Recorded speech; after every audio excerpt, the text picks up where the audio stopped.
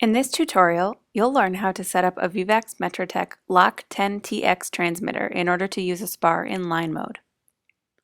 There are three ways to connect the transmitter to the line. The first is a direct connection, which is most effective when possible. First, identify an above-ground point on the utility line you want to map. Here we have a gas pipe's above-ground access point. The transmitter's red clip must be attached to a metal point on the line. Sometimes a metal point will be obvious, other times the pipe may be covered in insulation and a small point must be uncovered. The black clip must be attached to a grounded metal stake. A good ground connection is an isolated metal stake or large screwdriver driven into the ground at a right angle to the expected path of the utility. Metal signposts, often based in concrete, and chain link fences, which conduct signals along their length, are not good ideas for ground. When you place the ground stake, be sure not to place it near other lines or metallic fences or barriers in order to minimize unwanted coupling. To improve the ground connection, you can try these strategies. Ensure the connection point on the stake is not rusted. Embed a longer stake deeper into the ground to reach wetter ground. Pour a gallon of salted water over the stake before connecting.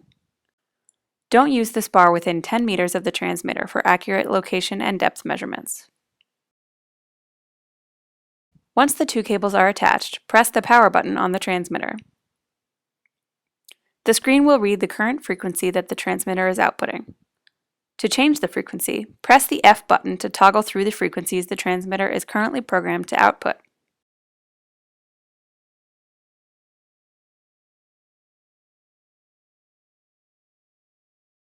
If the frequency you want isn't appearing, press the I button 5 times to toggle through the menu until you arrive at the frequency menu. Scroll through the available frequencies using the plus and minus buttons. When you find one you want, press F to select it. The transmitter only handles a certain number of frequencies in its active menu at once. To add a frequency, you may need to remove another one or multiple.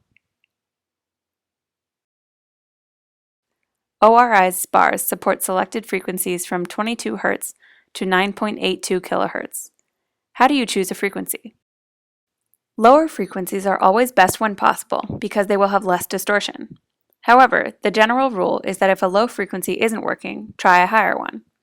A low frequency might not work if the line is buried deeply, giving you a weak signal, or if the pipe is damaged, meaning the signal is grounding prematurely. To understand how to manipulate the transmitter a little better, let's take a moment for a quick lesson in electric currents. In this equation, V is voltage, I is current, and R is resistance. You control the current on the transmitter, which will in turn control voltage, but resistance depends on the quality of the line and the ground.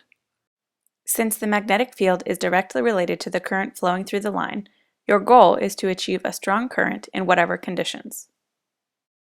With low resistance, you can work with low voltage and still achieve sufficient current. However, if you have a poor ground, you'll need to use a higher current, thus requiring a higher voltage. The transmitter's maximum voltage limit is 50 volts. If you're at 50 volts and the current is still very low, this would be a time to try a higher frequency or take measures to improve the ground for lower resistance. Resistance is measured in ohms. As a general rule, if resistance is below 1000 ohms, you can get good current at a medium frequency. Below 100 ohms, you'll get a good current at a low frequency. Above 1000 ohms, however, you'll need to use a higher frequency to get sufficient signal, because the spar is more sensitive at higher frequencies. Use the I button and the plus-minus buttons to view current, voltage, and resistance, and to change these if necessary. By pressing I, you'll also find a menu for setting a second frequency. The transmitter can emit 2 frequencies down a line simultaneously. Since you can change the frequency the spar reads from Utility Survey, this would allow you to try a higher and a lower frequency at different times while you're measuring the line, without having to go back to reset the transmitter. Keep in mind that total power will be split between these 2 frequencies. If a direct connection to the utility line is not possible, the second way to connect a transmitter is to use a clamp. The clamp's cable will replace the direct connection clips, and there is no ground cable. Clamps are most useful for pipes completely covered in insulation that cannot be damaged, or are an excellent way to connect to headers. To use a clamp, the target line must be grounded on both ends. The clamp works by electromagnetic coupling. It induces a current on a closed loop. So, you must connect the clamp below a nearby grounding point. The transmitter, when turned on, will recognize that it is connected to a clamp.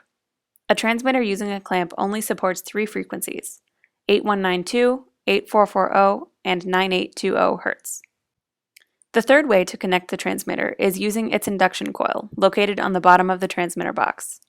This method allows a signal to be applied without access to the line. Placing the transmitter on the ground, with the handle aligned with the utility, will induce a current on that nearby line. Again, the transmitter will recognize that it has no cables connected and will activate induction mode. Only 3 frequencies are available, the same as using a clamp. This method is not recommended, as an induced current can easily couple to other metallic lines and structures adjacent to the target line. A few warnings.